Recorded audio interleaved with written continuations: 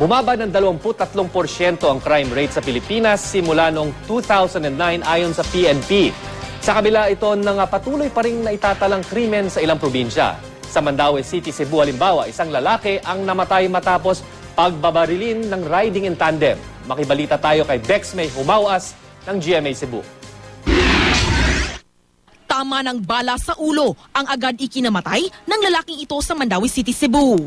Ayon sa isang saksi, nasa gilid ng kalsada ang lalaki nang hintuan siya ng dalawang lalaking nakamotorsiklo. Bumaba raw ang angkas ng motor at binaril ang biktima. Mabilis daw tumakas ang mga salarin. Dahil sa patuloy na pagdami ng mga kaso ng pamamaril sa ilang probinsya, pinaiigting na raw ng pulisya ang pagbabantay ngayong may COMELEC gun ban. Sa Roxas City, Capiz, inaresto ang isang lalaking nagpaputok ng baril sa isang palengke.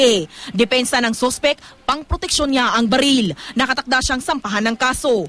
Arestado rin ang isang lalaki sa Cagayan de Oro City matapos mahulihan ng dalawang baril at iba't ibang uri ng bala sa isang checkpoint. Lisensyado naman ang baril pero wala siyang exemption sa gun ban. Nakuha rin mula sa lalaki ang isang supot na may lamang halos 700,000 piso. Iniimbestigahan ng pulis kung bakit may dalang malaking halaga ang lalaki.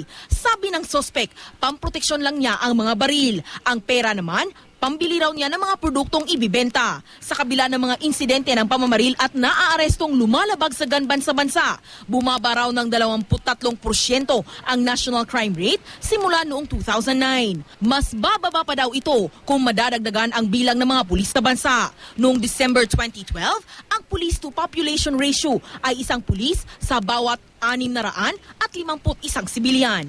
Bex May Humawas, Nagbabalita, Pilipinas.